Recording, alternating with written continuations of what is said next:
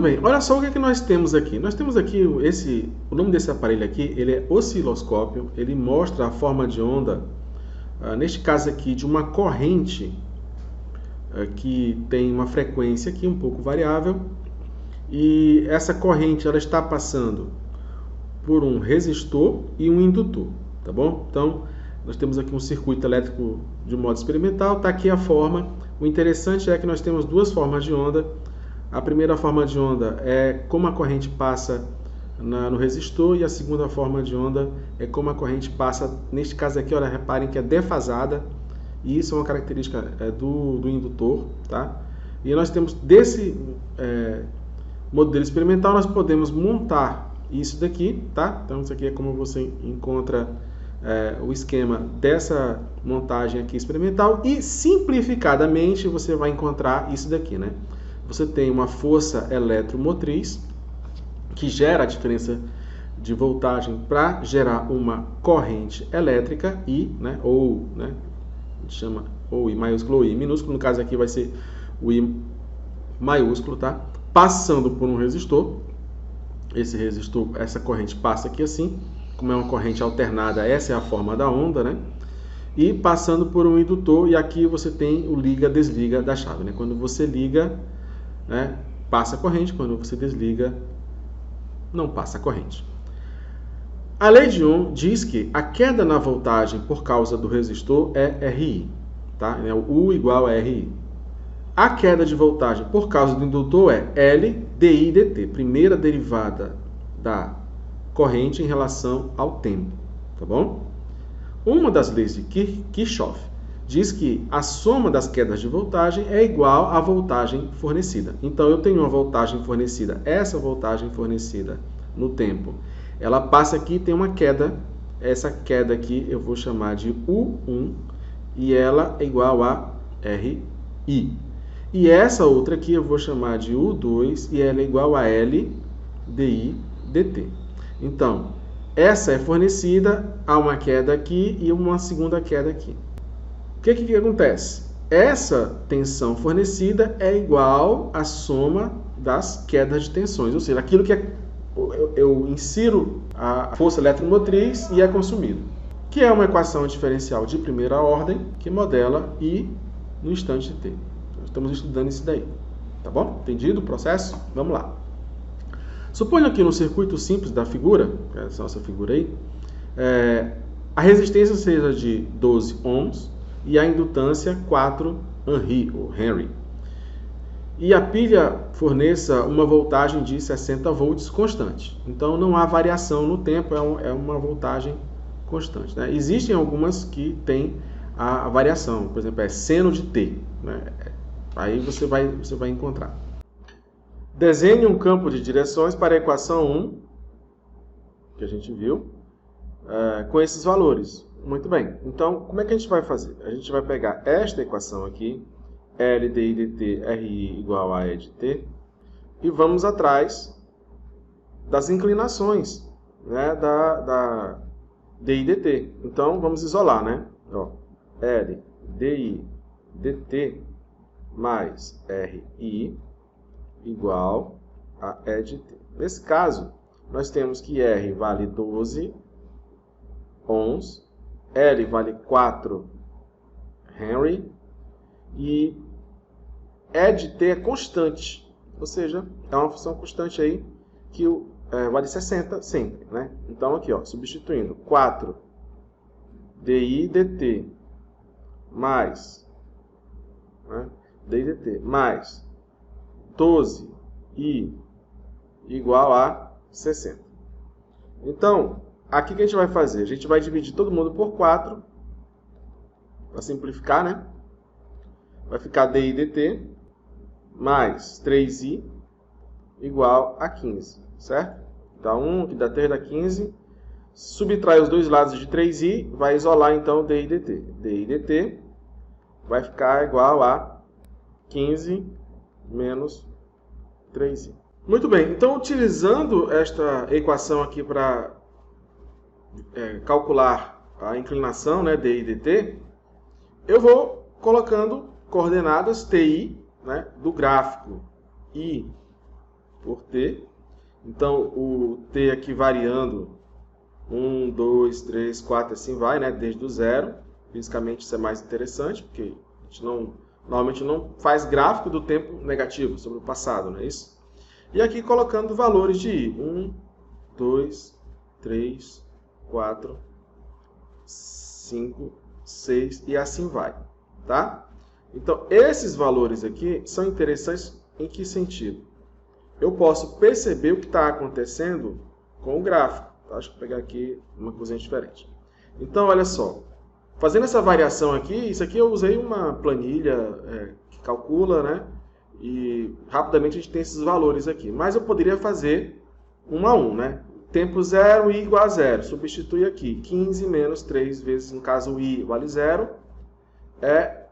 3 vezes 0 é 0. 15 menos 0 é 15. Então, está aqui o resultado. Se eu mudar o tempo, não muda o resultado da inclinação. Só muda o resultado da inclinação quando eu mudo isso aqui. Tá? Aqui não está aparecendo, mas é 1,5 na verdade. Aqui é 1,5, aqui é 2,5, aqui é 3,5 e assim vai. Deixa eu ajeitar isso aqui rapidinho. Pronto, agora arrumada aqui a situação, né? 1,5, 2,5, 3,5, até variando de meio e meio. Só que é complicado, né, a gente fazer todo esse cálculo aqui manual, pegar aqui, separar isso aqui para fazer cada situação dessa. Então, com o apoio de uma planilha, né, que calcula para a gente, eu fiz essas situações aqui assim. Você repara o seguinte, que para o tempo zero, né, então eu vou pegar aqui no tempo zero e vou colocar aqui, calcular aqui, como é que está a inclinação aqui no 0,5, no 1, no 1,5, no 2 e tal. Depois para o tempo 1, 2 e, se eu não me engano, eu fiz até o 3, né? 0, 1, 2 e 3. Então, olha só. Para o tempo 0, corrente 0. Para o tempo 1, corrente 0. Para o tempo 2, corrente 0. Para o tempo 3, corrente 0. Olha só a inclinação como é que fica. Todas estão com inclinação 15. Tá? Se você substituir lá no dI dt igual a, aqui ó, 15 menos 3i, 15 menos 3i, evidentemente só o i que conta, né? O tempo acaba que não influencia, não muda, porque só o i que conta. Então, quando o i é 0, a inclinação vai ser a mesma. Quando o i é 0,5, a inclinação vai ser a mesma.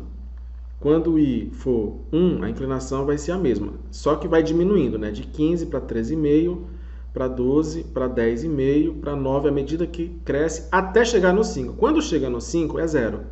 Isso acontece para tempo 0, tempo 1, tempo 2, tempo 3, tempo 4 e assim sucessivamente. Então, você repara aqui que eu utilizei no GeoGebra a função campo de direções, tá? Eu chamei de y, é o i, tudo bem? Aqui é o i e aqui é o t, tá bom? Então, você tem aí o campo de direções fazendo essa variação.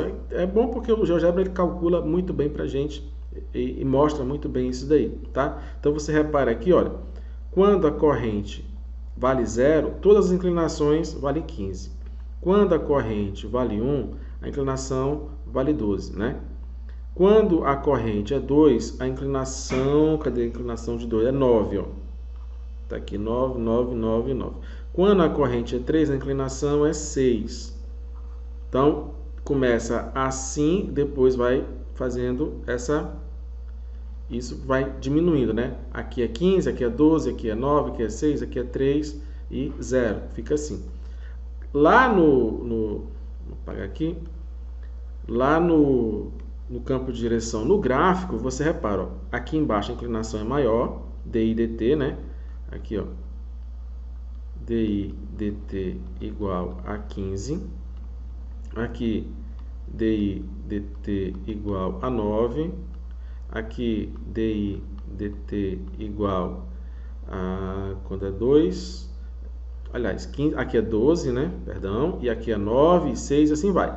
Então, você repara aqui, tá assim, depois começa a fazer uma curvinha, depois começa a fazer uma curvinha um pouquinho maior. No esboço você já repara que não fica legal, né? Mas você consegue perceber o seguinte, que existe uma tendência aqui, ó, que existe uma tendência da curva fazer isso, tá? Você vai seguindo aqui, tocando os pontos, ó, existe uma tendência do gráfico, de acordo com o intervalo que eu deseje, vai fazendo isso. Então, isso daqui é entre corrente 0 e 5, quando a corrente é 5 é 0, tá? Então, é 0. E aqui, quando passa de 5, começa a ter essa tendência aqui.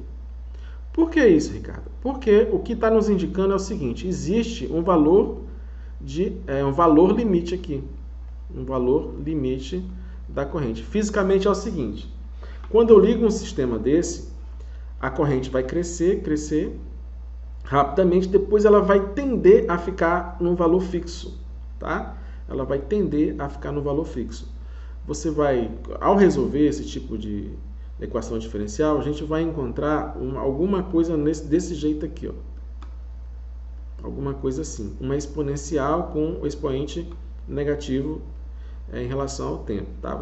Em equações diferenciais de primeira ordem, nesse caso aqui é separável, você pode usar a forma bem simples mesmo de resolução, você vai encontrar uma solução desse tipo. Isso aqui é amplitude, e isso daqui mostra a forma da onda, né, a forma do gráfico, a curva solução aqui, que aqui nós temos. Então, esse aqui é o nosso valor limite, tá bom? Então, essa é a ideia. Claro que isso aqui, você não precisa saber dessa solução para entender, para tentar analisar o que é que está acontecendo aqui, essa situação aqui da curva solução, tá bom? Aí, a gente conhece isso lá no cálculo, né, aquela nossa assíntota horizontal. Então, a assíntota, ela nos mostra aí um valor limite quando começa a correr o tempo e aí você tem esse tipo de situação, tá bom? Então, desenhando aqui o campo de direções, o que a gente pode dizer sobre o valor limite da corrente? A gente percebe que é igual a 5, né? Por que é igual a 5? E quando eu substituo aqui, ó, dá 0, 0, 0, 0.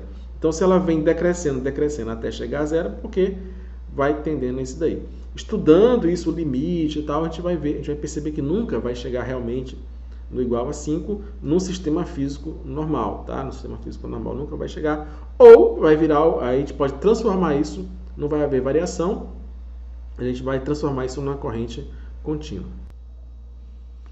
Que neste caso como a gente identifica aqui a solução de equilíbrio, tá bom? Por quê? Porque o DI dt nesse próximo aqui do 5, né?